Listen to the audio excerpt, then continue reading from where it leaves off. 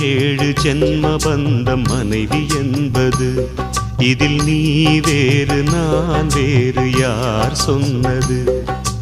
கல்யாணமே ஒரு தெய்வீகமே, சம்சாரமே அதன் சந்தோஷமே, ஒரு வானும் நிலவும் பிரிந்து வாழுமா?